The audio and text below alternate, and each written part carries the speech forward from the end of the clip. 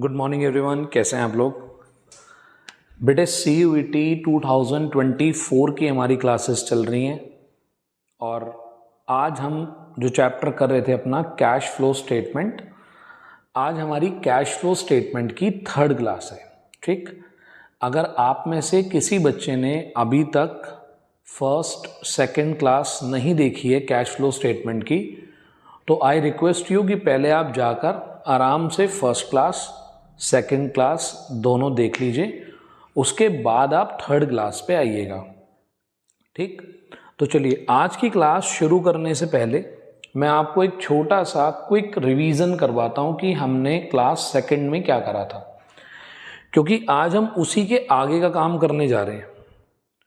तो class second में हमने क्या करा, सबसे पहले हमने देखा था कि कैश फ्लो स्टेटमेंट को हम 3 एक्टिविटीज़ में डिवाइड करते हैं, जिसमें मैंने आपको बताया कि हम आज पढ़ेंगे केवल इन्वेस्टिंग एक्टिविटी। तो लास्ट क्लास में मैंने आपको केवल इन्वेस्टिंग एक्टिविटी पढ़ाई थी। इन्वेस्टिंग एक्टिविटी के बारे में जब मैंने आपको बताया तो इन्वेस्टिंग एक्टिविटी में क्या क्या होता है, हम कोई एसेट, फिक्स एसेट कुछ सेल कर दें, परचेज कर लें, इन्वेस्टमेंट सेल कर लें, परचेज कर लें। और देखिए, जब हम कहीं पर इन्वेस्टमेंट करेंगे तो उस इन्वेस्टमेंट से हमें कुछ रिटर्न भी मिलेगी, जैसे कि हो सकता है हमें इंटरेस्ट रिसीव हो जाए, हमें डिविडेंड रिसीव हो जाए, हमें रेंट रिसीव हो जाए। तो these all items are the part of investing activity. इनसे पैसा आता है तो भी इन्वेस्टिंग एक्टिविटी, और इनमें पैसा जाता है तो भी इन्वेस्टिंग एक्टिविटी। अगर आप कैश रिसीव कर रहे हैं तो प्लस, और कैश अगर आपके पास से आउटफ्लो हो रहा है तो माइनस। फिर हम थोड़ा सा और आगे बढ़े तो हमने इसके एग्जाम्पल्स देखे थे कि बेटे आपको एक एग्जाम्पल दिए होंगे कि मशीनरी है, सपोज करिए हमारे पास ओपनिंग बैलेंस है, क्लोजिंग बैलेंस है और कुछ इन्फॉर्मेशन है।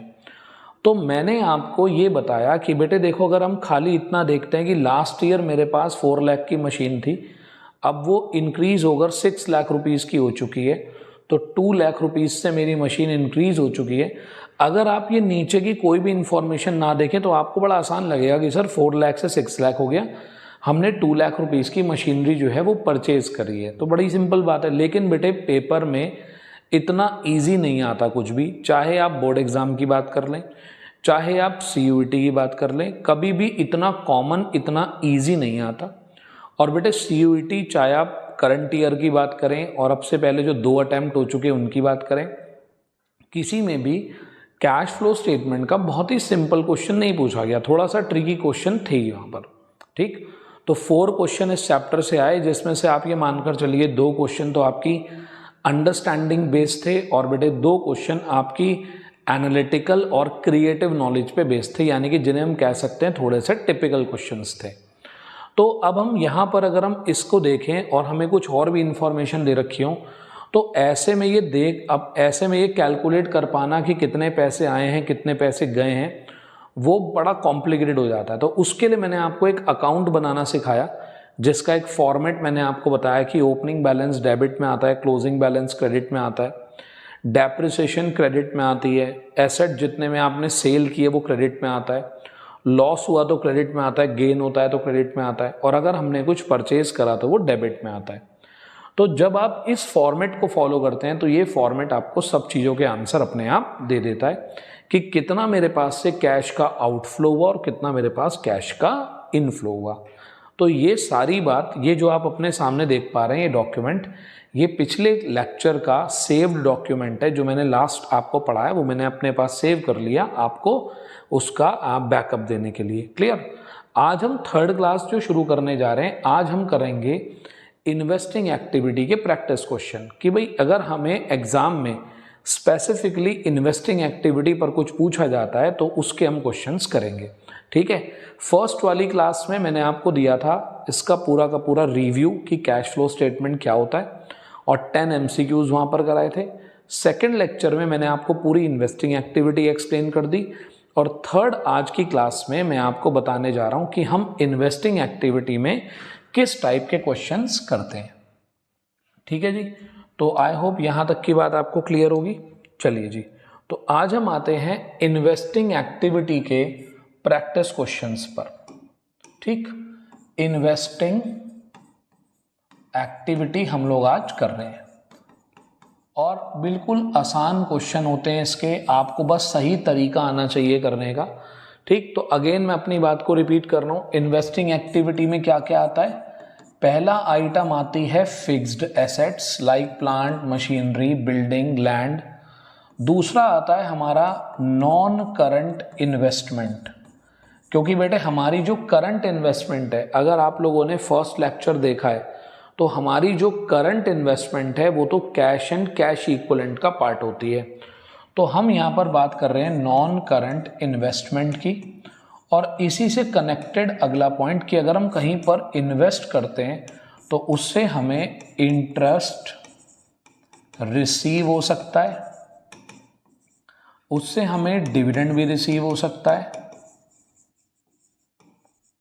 ठीक, और उससे हमें रेंट भी रिसीव हो सकता है, क्योंकि ज़रूरी तो नहीं है कि मैं इन्वेस्टमेंट जो है शेयर्स, डिबेंचर्स इनमें ही करूं।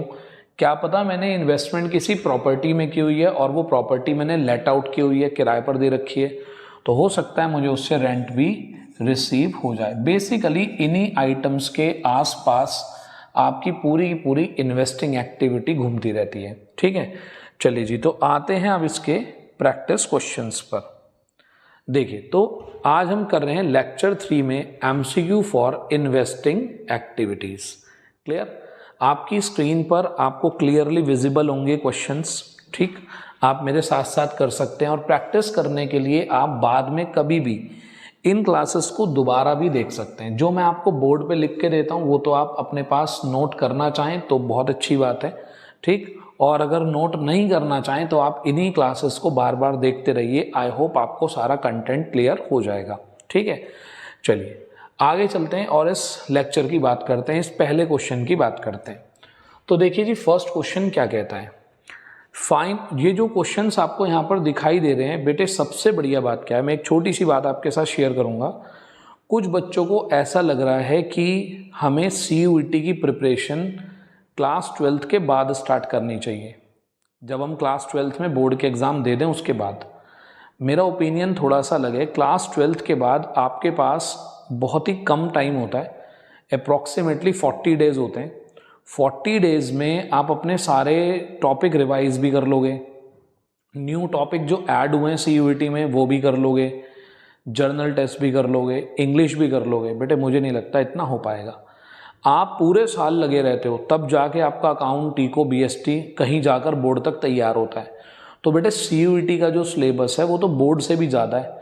तो आपको क्या करना चाहिए, जो टॉपिक आपके कॉमन है, 12th में भी हैं और CUET में भी हैं, वो आपको दोनों के पॉइंट ऑफ व्यू से पढ़ते हुए चलने चाहिए। ठीक है बेटे, सारे कंपटीशन की तैयारी ऐसे ही होती है। जो बच्चे IIT की प्रिपरेशन कर रहे होते हैं, जो बच्चे नीट की प्रिपरेशन कर रहे होते हैं, आप अपने स्कूल्स में देखिए, वो लोग अलग अलग कोचिंग सेंटर ज्वाइन कर लेते हैं और वहाँ पर Sunday to Sunday weekend classes join करते हैं और अपने सिलेबस को पैरेलल चलाते हैं। अगर वो भी ये सोचेंगे कि हम 12th के बाद करेंगे तो भाई बड़ी दिक्कत हो जाएगी, वो क्लियर ही नहीं कर पाएंगे। तो बेटे कोई भी कंपटीशन एग्ज़ाम जो है वो 11th 12th के साथ साथ चलता है। मेरी तो एडवाइस अब बच्चों को ये है कि जो बच्चे क्लास 11th में हैं सपोज करिए, तो 11th पढ़ते पढ़ते ही साथ में वो जर्नल टेस्ट, इंग्लिश, इनकी तैयारी शुरू कर दें। ठीक है, कॉमर्स का बच्चा पता नहीं क्यों हर चीज़ को डिले करने में लगा रहता है कि भाई एक काम हम बाद में कर लेंगे, अरे बाद में कर लेंगे। नहीं भाई, करियर तो आपको भी अपना बनाना है, साइंस वालों को भी अपना बनाना है, तो अपने काम को थोड़ा सा सीरियस लिया करो। सही है, तो थोड़ा आप सीरियस रहेंगे अपने काम को लेकर तो आपको पक्की बात है आपको आपका ड्रीम कॉलेज, ड्रीम यूनिवर्सिटी ज़रूर मिलेगी। ठीक, उसमें आपकी कॉस्ट सेविंग भी होगी, आप लाखों रुपए अपने बचा पाएंगे अगर आपको सेंट्रल यूनिवर्सिटी मिल जाती है। सेंट्रल यूनिवर्सिटी में जो फीस 10,000 रुपीज़ है वो प्राइवेट यूनिवर्सिटी में 2 लाख रुपए है। ठीक, तो थोड़ा कोशिश करिए कि आप सेंट्रल यूनिवर्सिटी को पकड़ पाएं। पहले क्वेश्चन को देखते हैं क्या लिखा है। Fine garments limited is engaged in the export of readymade garments, यानी कि उनका जो काम है वो किस चीज़ का है, रेडीमेड गारमेंट्स का है। बेटा इस बात से बहुत डिपेंड करता है कि हम जो भी करेंगे वो ऑपरेटिंग में आएगा, इन्वेस्टिंग में आएगा या फाइनेंसिंग एक्टिविटी में आएगा।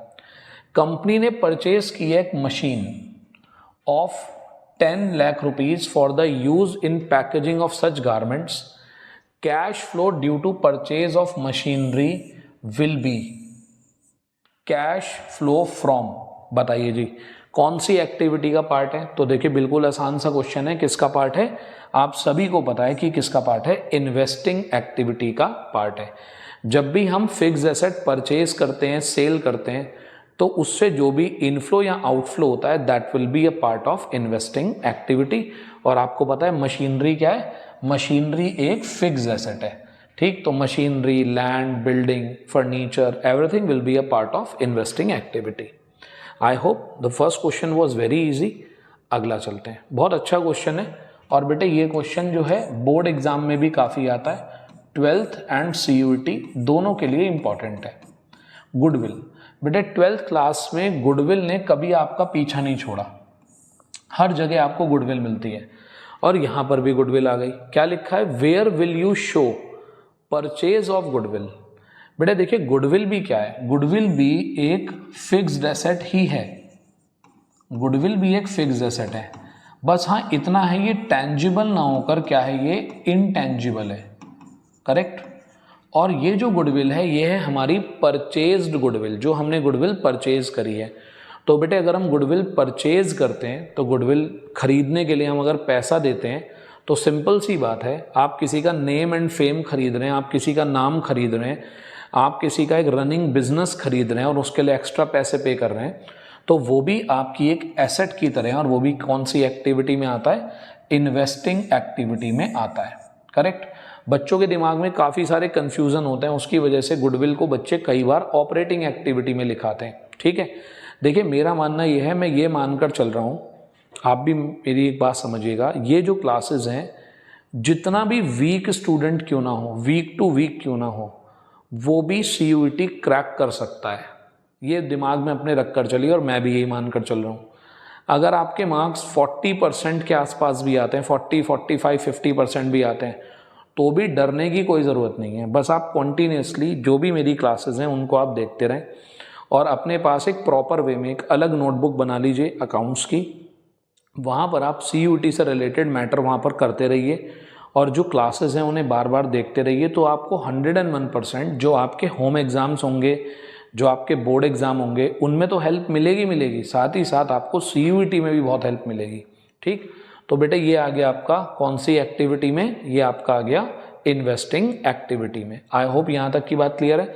तो सर हमें एक बात क्लियर हो गई कि अगर हम गुडविल परचेज करते हैं तो गुडविल भी परचेज करते हुए किस में आती है? इन्वेस्टिंग एक्टिविटी में। अगर वो स्पेसिफिकली कह दे कि हमने गुडविल सेल करी है तो ठीक है, गुडविल सेल करना भी किस में आएगा? इन्वेस्टिंग एक्टिविटी में। आगे चलते हैं, नेक्स्ट क्वेश्चन पे आते हैं। A limited engaged in the business of retailing of two wheelers, ठीक, invested 50 lakh rupees in the shares of a manufacturing company. बेटे सुनिए, उन्होंने इन्वेस्ट कर दिए 50 लाख रुपीज किसी मैन्युफैक्चरिंग कंपनी के शेयर्स में। तो बेटे ये भी क्या, ये भी किसका पार्ट होता है? ये भी किसका पार्ट है? इन्वेस्टिंग एक्टिविटी का, जिसे हम बोलेंगे नॉन करंट इन्वेस्टमेंट। देखिए जब तक उसने ये नहीं बोला कि हमने ये जो इन्वेस्टमेंट है ये शॉर्ट टाइम के लिए करी है, थोड़े समय के लिए करी है, तब तक हम ये मानेंगे कि अमाउंट भी ह्यूज है और उसने कुछ कहा भी नहीं है, तो हमने पैसे लॉन्ग टर्म के लिए इन्वेस्ट करे होंगे। Clear? So this will also be a part of investing activity. तो आपने फर्स्ट MCQ में सीखा कि फिक्स एसेट भी, दूसरे में सीखा गुडविल भी, तीसरे में सीखा इन्वेस्टमेंट भी किसका पार्ट होती है? इन्वेस्टिंग एक्टिविटी का पार्ट होती है।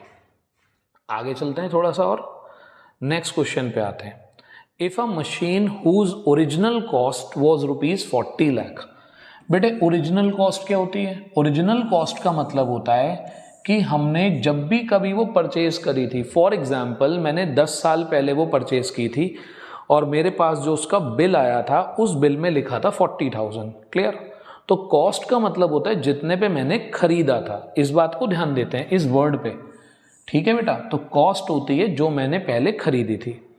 हैविंग एक्यूमुलेटेड डेप्रिसिएशन 12,000, ध्यान से सुनिएगा, जिस पर अब तक 12,000 रुपीज का क्या लग चुका है? डेप्रिसिएशन लग चुका है। तो मैं एक एक्स्ट्रा बात आपको बता रहा हूं बेटे, कॉस्ट अगर मुझे दे रखी है उसमें से डेप्रीसिएशन माइनस करने के बाद जो आता है उसको हम बोलते हैं बुक वैल्यू। क्या बोलते हैं उसको? बुक वैल्यू बोलते हैं। और प्रॉफिट या लॉस कैलकुलेट करने के लिए कि भाई मुझे एसेट्स बेचने पर प्रॉफिट हुआ या लॉस हुआ, उसमें हम बुक वैल्यू को कंपेयर करते हैं सेल प्राइस से। बच्चे गलती पता है क्या करते हैं? बच्चे क्या करते हैं, जरा 2 मिनट के लिए सोचो। मैंने 10 साल पहले एक एसेट 40,000 की खरीदी और आज मैंने उसको 30,000 में बेच दिया। तो बच्चे क्या करते हैं, कॉस्ट और सेल प्राइस को कंपेयर कर देते हैं। अरे कॉस्ट तो भाई मेरे 10 साल पहले की वैल्यू थी, ये देखो डेप्रिसिएशन लगने के बाद आज वो कितने की रह गई। अगर 40,000 की थी और 10 साल तक डैप लगने के बाद उसकी वैल्यू अब 20,000 रह गई है और आप 20 वाली चीज़ को 30 में बेच रहे हैं, तो आपको तो उल्टा फ़ायदा हो रहा है। क्लियर? तो बेटे प्रॉफिट या लॉस निकालने के लिए हम किसको कंपेयर करते हैं? बुक वैल्यू और सेल प्राइस को। ऐसा मैं इसलिए बता रहा हूँ क्योंकि बेटे ज़रूरी थोड़ी है जो मैंने यहाँ MCQ लिखा पेपर में भी वही आएगा। पेपर में इसी कॉन्सेप्ट पे बेस MCQs आते हैं। क्लियर? अब आगे कहता है, तो इसका मतलब अगर मैं बात करूं तो 40,000 rupees was the cost price and 12,000 rupees was the accumulated depreciation. तो अगर मैं माइनस करता हूं तो 38,000 will be the book value. क्या बोलेंगे इसको? बुक वैल्यू बोलेंगे कि मेरी बुक्स में वो 38,000 की है। आगे कहता है वर सोल्ड फॉर 34,000। बेटे हमने कितने में सेल कर दी? 34 में। तो कायदे में जब हम इन्वेस्टिंग एक्टिविटी की बात कर रहे हैं तो मैंने मशीन बेची और मशीन बेचकर मुझे कितने का फायदा हुआ, नुकसान हुआ, उससे कोई मतलब नहीं है मेरा इन्वेस्टिंग एक्टिविटी का। इन्वेस्टिंग एक्टिविटी का मतलब है 34,000। क्लियर? तो 34,000 रुपीज मेरे पास आए हैं। क्लियर? तो 34,000 रुपीज मेरा किसका पार्ट होगा? इन्वेस्टिंग एक्टिविटी का। सर तो फिर आपने ये वाली बात क्यों बताई? इस क्वेश्चन में हमें अगर आप देखें 4,000 का लॉस हो रहा है, 4,000 का लॉस। आगे चलकर आपको सिखाऊंगा कि इस लॉस का भी एक ट्रीटमेंट होता है। क्लियर? तो फिलहाल यहाँ पर 34,000 रुपीज हमारा क्या होगा? इनफ्लो होगा फ्रॉम द इन्वेस्टिंग एक्टिविटी। तो answer C is absolutely correct. देखिए न्यूमेरिकल पोर्शन के न्यूमेरिकल MCQ का सबसे बड़ा फायदा ये है, अगर आप सही से समझकर उसको सॉल्व कर रहे हैं तो आपका आंसर आते ही एकदम से आपका आंसर टैली हो रहा होगा। आपको दूसरे ऑप्शन ज़्यादा रीड करने की भी ज़रूरत नहीं है। बेटे प्रीवियस ईयर में जो बच्चे मेरे पास कोचिंग ले रहे थे उनका एक्सपीरियंस ये है कि उनको पेपर अटेम्प्ट करने के लिए जितना टाइम मिला उससे 10 मिनट 15 मिनट पहले उनका जो है पेपर ओवर हो गया। क्लियर? अगर आपको 45 मिनट वहाँ पर मिलते हैं पेपर अटेम्प्ट करने के लिए, तो मेरे यहाँ पर कुछ स्टूडेंट ऐसे थे जिनका एग्ज़ाम जो है 35 मिनट में ही ओवर हो गया, क्योंकि वो वेल प्रिपेयर्ड थे। उनको ये मालूम था कि कैसे करना है कैसे नहीं करना। देखिए 2 बड़ी सिंपल सी बात है। एक बच्चा कहता है मैं CUET की प्रिपरेशन खुद कर सकता हूँ, बिल्कुल कर सकता है, कोई उसमें दो राय नहीं है। दूसरा बच्चा वो कोचिंग लेता है, वो पढ़ता है। दोनों में डिफरेंस क्या है? दोनों में डिफरेंस बिल्कुल एक ऐसा है कि एक आप गली में क्रिकेट खुद खेल रहे हैं, अपने आप बॉल पटका बैट पटका आप खुद खेल रहे हैं, और दूसरा है बेटे आप किसी कोच के अंडर खेल रहे हैं। तो आपको भी मालूम है कोई अपने आप भी क्रिकेट खेल के सीख सकता है, लेकिन उसमें मेहनत बहुत है और चांसेस ऑफ सक्सेस थोड़े से शॉर्ट हैं। लेकिन जब आप किसी कोच के अंडर खेल रहे हैं, किसी गाइड के अंडर खेल रहे हैं, किसी एक्सपर्ट के अंडर खेल रहे हैं जिसको पता है कि भाई कैसे काम करना है, तो आपको उसका एडवांटेज ज़्यादा मिलता है। क्लियर? तो बस यही बात है, इसीलिए आपको कॉन्टिन्यूसली एफर्ट करते रहना चाहिए। बेटे एजुकेशन में अगर आप कोई पैसे खर्च करते हैं तो दैट इज़ एन इन्वेस्टमेंट, उसका रिटर्न आपको मिलेगा। करेक्ट? वो वेस्टफुल एक्सपेंडिचर नहीं है, वो आपका इन्वेस्टमेंट है जिसका रिटर्न आपको मिलेगा। तो देखिए जी, तो इसका आंसर हो गया हमारा इन्वेस्टिंग एक्टिविटी। नेक्स्ट क्वेश्चन पे आते हैं। If the amount of goodwill is 40,000 at the beginning of the year and 48,000 at the end of the year, देखिए तो शुरू में मेरे पास गुडविल थी 40,000, उसके बाद मेरे पास गुडविल हो गई 48,000। तो मेरी गुडविल इंक्रीज कैसे हो गई? बेटे सुनिएगा, गुडविल होती है 2 टाइप की। वन होती है purchased goodwill and another is self generated goodwill, जो हमने खुद बनाई है अपनी। जो गुडविल हम खुद बनाते हैं वो हम बुक्स में लिखते ही नहीं। दो टाइप की गुडविल, एक मैंने खुद बनाई, खुद क्रिएट करी और वो मैंने निकाल ली, और एक होती है परचेज गुडविल, जो मैंने किसी से पैसे देकर खरीदी है, उसका नाम खरीद लिया, उसका बिजनेस खरीद लिया। तो हमारा अकाउंट्स कहता है कि जो गुडविल हमने परचेज करी है, हम केवल वो वाली गुडविल शो करते हैं अपनी बुक्स में। तो बेटे जो सेल्फ जनरेटेड गुडविल है वो तो आती ही नहीं। तो अगर मेरी गुडविल 40 से 8 हो गई है तो इसका मतलब मैंने गुडविल परचेज करी है, परचेज्ड गुडविल है मेरी कितनी, 8000 रुपीज़। तो अगर मैंने गुडविल 8000 परचेज की है तो क्या होना चाहिए हमारा आंसर? हमारा आंसर होना चाहिए हमारे पास से पैसा गया होगा, यूज़ हुआ होगा, पेमेंट करी होगी हमने, इन्वेस्टिंग एक्टिविटी में आएगा, और कितना आएगा, 8000 रुपीज़ आएगा। क्लियर है? Any doubt to anyone? चलिए नेक्स्ट आते हैं। Interest receive by the finance company is classified. बेटे वेरी वेरी इंपॉर्टेंट क्वेश्चन है, और ये क्वेश्चन अगर मैंने यहाँ इन्वेस्टिंग में डाला है तो भी ठीक है, और अगर सेम क्वेश्चन में ऑपरेटिंग में डाल देता तो भी ठीक है। ठीक है, अब जरा सुनिएगा, यहाँ पर लिखा है इंटरेस्ट रिसीव्ड। अगर मैं 2 मिनट के लिए ये हाइड कर लूँ फाइनेंस कंपनी, नॉर्मल लिखूँ interest received by a company, finance word को हटा देता हूँ, तो बेटे इंटरेस्ट रिसीव होना इन्वेस्टिंग एक्टिविटी का पार्ट होता है। आपने क्या करा होगा, अपना पैसा कहीं इन्वेस्ट कर रखा होगा, उस इन्वेस्टमेंट पर आपको इंटरेस्ट मिल रहा होगा, तो इन्वेस्टिंग एक्टिविटी का पार्ट है। लेकिन जैसे ही ये वर्ड यहाँ पर आ गया बीच में, इन्वेस्ट, ये आ गया वर्ड फाइनेंसिंग कंपनी, फाइनेंस, जैसे ये वर्ड आ गया, अब बेटे फाइनेंस कंपनी क्या होती है? बेटे फाइनेंस कंपनी का मतलब जिसका काम ही पैसों में डील करना है, रोज पैसे लेना, रोज पैसे देना। जैसे कि आप कह लीजिए बैंक, फॉर एग्जाम्पल आप कह लीजिए एक बैंक। तो अब एक बात बताइए, अगर बैंक को इंटरेस्ट रिसीव हुआ है, यार बैंक का तो काम ही क्या है, लोन लेना, लोन देना, लोगों से पैसे लेना और दूसरों को लोन देना।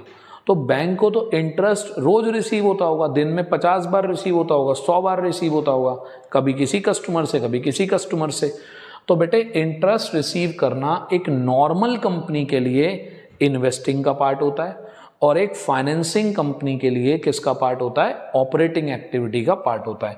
तो अगर हम बात करें किसकी, अगर हम बात करते हैं एक नॉर्मल कंपनी की, तो बेटे नॉर्मल कंपनी के लिए इंटरेस्ट रिसीव करना is a part of investing activity. और अगर मैं बात करता हूं एक फाइनेंसिंग कंपनी की, तो फाइनेंसिंग कंपनी के लिए इंटरेस्ट मिलना रोज का काम है, तो किसका पार्ट होगा? Operating activity. इस पर बहुत क्वेश्चन पूछे जाते हैं 12th में भी और CUET में भी। ठीक है, तो B पॉइंट हम इसका टिक लगा लेते हैं। क्लियर? ओ सॉरी, B नहीं, इस क्वेश्चन के हिसाब से A सही, ऑपरेटिंग एक्टिविटी में आएगा क्योंकि एक फाइनेंसिंग कंपनी है। आगे चलते हैं। State whether cash deposited in the bank will be classified under which kind of activity। ये मैंने जानबूझ के यहाँ डाला, ऑल्दो इसका सीधा सीधा रिलेशन इन्वेस्टिंग से नहीं है, लेकिन हम ये ऑलरेडी कर चुके हैं। बेटे कैश डिपॉजिट जब हम करते हैं बैंक में, कैश डिपॉजिट करा बैंक में, अब बेटे ये दोनों ही, कैश भी और बैंक भी, दोनों किसका पार्ट होते हैं? कैश एंड कैश इक्विवेलेंट का। तो मैंने फर्स्ट लेक्चर में बताया था कि आप बैंक में पैसे डालो, बैंक से पैसे निकालो, तो भाई उसका मतलब होता है नो फ्लो। आपके पास ना तो पैसा बढ़ा और ना पैसा घटा। क्लियर? अगर इस क्वेश्चन से रिलेटेड किसी को जरा सा भी डाउट हो तो please refer to lecture number 1 of the cash flow statement. Correct? सारे थंबनेल्स पर लिखे होते हैं कि cash flow statement lecture 1, cash flow statement lecture 2, ये सब आपको वहाँ पर मिल जाएगा लिखा हुआ। ठीक है? और अगर आप सपोज करिए कोई भी अपना जो लेक्चर आप देखते हैं उसमें आपको कोई स्पेसिफिक प्रॉब्लम आ रही है तो आप कमेंट सेक्शन में आप बता सकते हैं। अगर वो पॉइंट मुझे लगे कि हाँ भाई ये वैलिड पॉइंट्स हैं तो मैं उन पर एक सेपरेट आपको लेक्चर भी प्रोवाइड करा दूंगा। That is not a big deal. ठीक है? कोई बहुत बड़ा काम उसमें नहीं होगा। आपको कहीं कोई क्लैरिफिकेशन चाहिए हो तो यू कैन आस्क। ठीक? तो चलिए, तो बेटे ये इसका आंसर क्या हो गया? इसका आंसर हो गया नो फ्लो। आई होप यहाँ तक के क्वेश्चन आपको क्लियर है। क्वेश्चन 8 पे आते हैं। Mention the net amount of source और यूज। बेटे सोर्स मतलब पैसे आना और यूज मतलब पैसे जाना, of cash when a fixed asset having a book value of 15,000, देखिए बुक वैल्यू लिखा है ना, book value is sold at a loss of 5। अब ये बताइए बुक वैल्यू है 15,000 और मुझे लॉस कितने का हो गया, लॉस हो गया 5,000 का। दैट मीन्स मैंने उसे सेल कितने में करा होगा, मैंने उसे सेल करा होगा 10,000 रुपीज़ में। और बेटा जब मैंने सेल करा होगा तो मेरे पास 10,000 रुपीज़ आए होंगे। तो आपके पास क्या हो गया, सोर्स 10,000 रुपीज़। सोर्स का मतलब पैसा आया होगा, एप्लीकेशन का मतलब पैसा गया होगा। आई होप यहाँ तक की बात क्लियर है। आगे चलते हैं। देखिए जी, a company receive a dividend of ₹2 lakh. Company को डिविडेंड मिला है, डिविडेंड रिसीव करा है कंपनी ने 2 लाख रुपीस का अपनी इन्वेस्टमेंट पे, जो कि उसने कहाँ करी थी, शेयर्स में। In case of a finance company, ठीक, it will be classified under which kind of activity. बताइए जी, उसने क्या करा था, 2 लाख रुपीज इन्वेस्ट करा था शेयर्स में। बेटे फाइनेंस कंपनी का तो काम ही यही होता है, तो किस में आएगा ये, ऑपरेटिंग एक्टिविटी में। ये पहले भी हम कर चुके। नेक्स्ट क्वेश्चन पे आते हैं। A mutual fund company receive a dividend. Mutual fund company को डिविडेंड रिसीव हुआ है जो उसने इन्वेस्टमेंट कर रखी थी। तो बेटे म्यूचुअल फंड कंपनी भी क्या होती है, ये भी एक फाइनेंसिंग कंपनी होती है। अगर मैं आपको बिल्कुल कम में समझाऊं कि what is the meaning of mutual fund, mutual fund का मतलब होता है कि आप अपना पैसा किसी कंपनी को दे देते हो और वो कंपनी आपके बिहाफ पर आगे मार्केट में इन्वेस्ट करती है, ठीक, तो उसको म्यूचुअल फंड कहते हैं। तो बेटा ये भी किस में आएगा, आपका ऑपरेटिंग एक्टिविटी में, क्योंकि म्यूचुअल फंड कंपनी को भी डिविडेंड बार बार मिलता रहता होगा, ठीक। उन्होंने अलग अलग कंपनीज में इन्वेस्ट करा होता है और वहाँ से उनको टाइम टाइम पर रिटर्न मिलता रहता है। अब जो ये लास्ट के 2 क्वेश्चंस हैं, ये लास्ट के 2 क्वेश्चंस लेक्चर 2 पर बेस्ड हैं, जिस पे मैंने आपको अकाउंट बनाना सिखाया था, ठीक है। और अकाउंट बनाने के बाद फिर मैंने आपको ये क्वेश्चन करने के लिए दिए थे, ठीक है। तो चलिए मैं आपको भी ये क्वेश्चन भी कराता हूँ। इसमें आपको एक पूरा अकाउंट बनाना पड़ता है, पूरी वर्किंग करनी पड़ती है, उसके बाद जाकर आप इस क्वेश्चन को कर पाते हैं, ठीक है। तो चलिए करते हैं इन क्वेश्चंस को भी साथ साथ। तो आपको मैं उसका कुछ शॉर्टकट भी बताऊंगा और उसके बाद जो है आपको और आगे की बातें बताऊंगा। तो चलिए आते हैं 11th क्वेश्चन पर। बहुत ही अच्छा क्वेश्चन है और बेटे ये क्वेश्चन आपको 12th में तो 100% हेल्प करेगा ही करेगा, ठीक है। CUET और 12th वैसे तो दोनों में ही हेल्प करेगा, लेकिन ज़्यादा हेल्प आपकी फ़िलहाल में कर सकता है किसमें, आपके 12th के एग्ज़ाम्स में। देखिए जी बेटे मेरी बात सुनिएगा, ऐसा एक क्वेश्चन आ गया आपके पास जिसमें आपको मशीनरी दे रखी है, जिसमें आपको इन्वेस्टमेंट दे रखा है और नीचे कुछ इन्फॉर्मेशन भी दे रखी है, क्लियर। और आपसे पूछा है calculate cash flow from the investing activity, की इन्वेस्टिंग एक्टिविटी से आपको कितने की इनकम हुई है। तो अब मेरी बात सुनिएगा बिल्कुल ध्यान से। देखिए मशीनरी, यहाँ से मुझे दिखाई दे रहा है कि मेरे पास मशीनरी पहले 30 की थी, अब 50 की है, लेकिन नीचे भी कुछ पॉइंट दिए हुए हैं। तो बेटे इसे सॉल्व करना इतना ईजी नहीं है। इसमें आपको क्या करना पड़ेगा, एक रफ में एक वर्किंग करनी पड़ेगी, जिसको मैं नाम दूंगा कि मैं क्या बना रहा हूं, मैं बना रहा हूं मशीनरी अकाउंट। क्या बना रहा हूं, मशीनरी अकाउंट। अब मशीनरी अकाउंट का एक डेफिनेट फॉर्मेट होता है जो मैंने आपको बनवाया था। मशीनरी अकाउंट बनाने का एक फॉर्मेट होता है। इधर लिखते हैं ओपनिंग बैलेंस, कि हमारे पास पहले से मशीन कितने की थी। इधर हम लिखते हैं मशीन का क्लोजिंग बैलेंस। इधर लिखते हैं बाय डेप्रिसिएशन। इधर लिखते हैं बाय कैश जो सेल होकर आया हमारे पास। इधर लिखते हैं बाय P&L अकाउंट लॉस। इधर लिखते हैं टू P&L अकाउंट गेन, अगर बेचने पर हमें कुछ फ़ायदा हुआ। और इधर लिखते हैं टू कैश, अगर हमने कोई मशीन खरीदी है, ठीक। लास्ट क्लास में मैंने बोला था बेटे इसको समझना भी ज़रूरी है, इसे मैंने समझाया है लास्ट क्लास में। अगर किसी बच्चे को ये ना समझ में आ रहा हो कि ये क्यों है इधर और ये क्यों है इधर, बेटे यहाँ मशीन इंक्रीज़ हो रही है और इन सब से मशीन डिक्रीज़ हो रही है।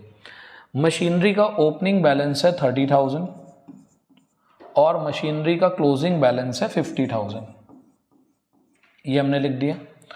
अब क्वेश्चन कह रहा है मशीनरी पर हमने डैप लगाई है 10,000 की, तो डैप मैंने यहाँ लिख दिया। उसके बाद कह रहा है मशीनरी कॉस्टिंग ₹8,000 की मशीन जिस पे 2,000 का डैप लग चुका है, तो उसकी बुक वैल्यू कितनी हो गई? ₹6,000। अब मैंने 6,000 वाली मशीन कितने में सेल कर दी? 7,000 में। तो 7,000 में मैंने सेल कर दी और अब की बार मुझे लॉस नहीं हुआ, उल्टा मुझे क्या हुआ? 1,000 रुपीज़ का गेन हुआ। तो गेन मैंने यहाँ लिख दिया।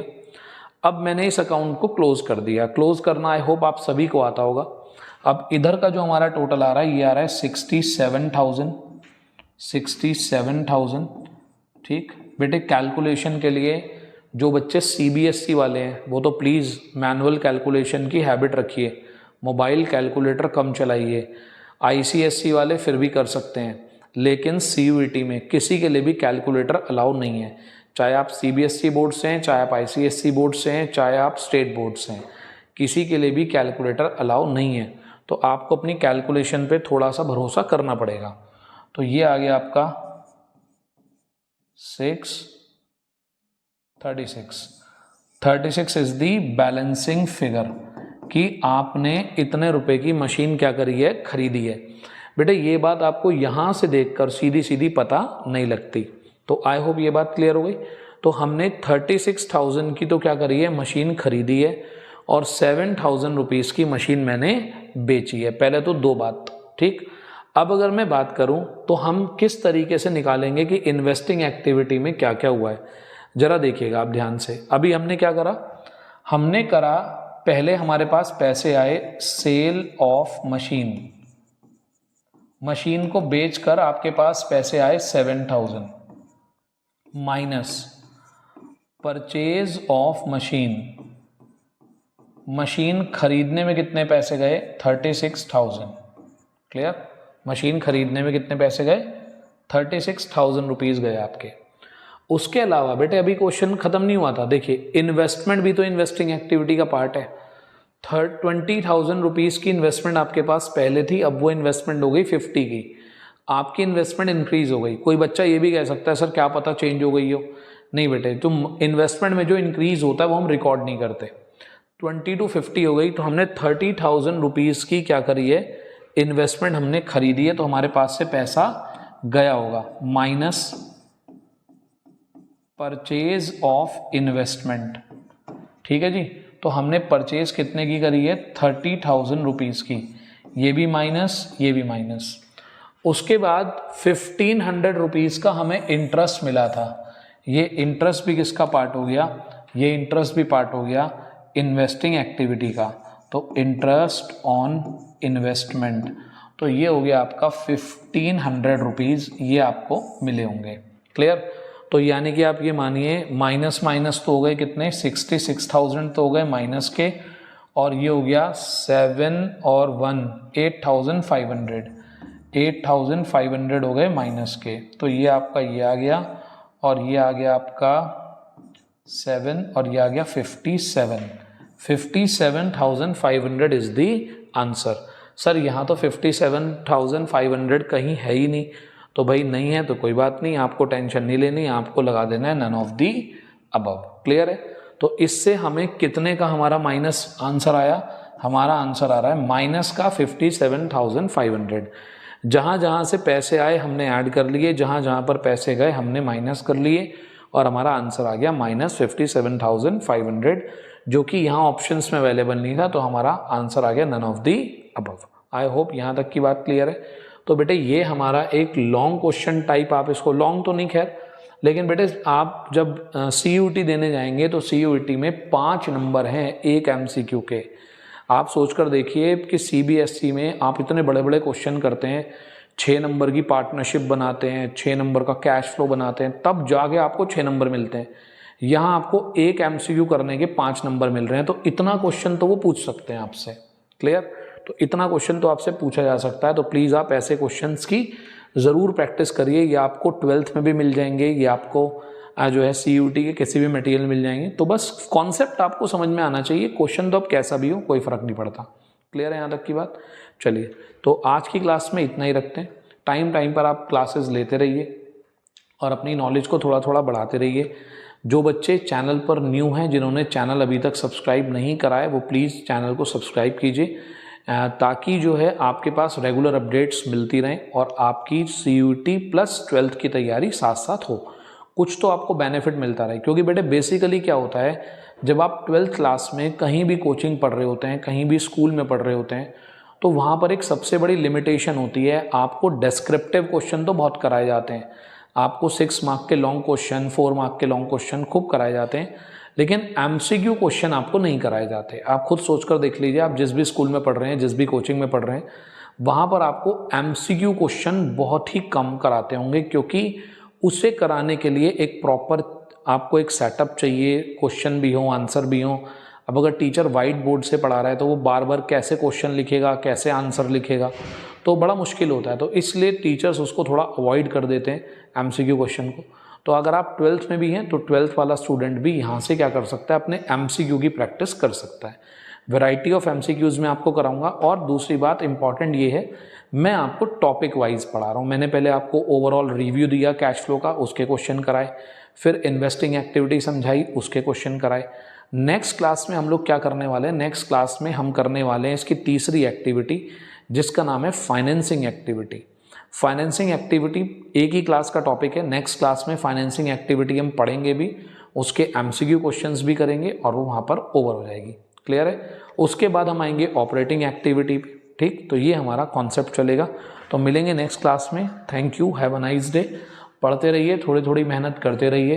ठीक, मिलेंगे नेक्स्ट क्लास में। Thank you, have a nice day.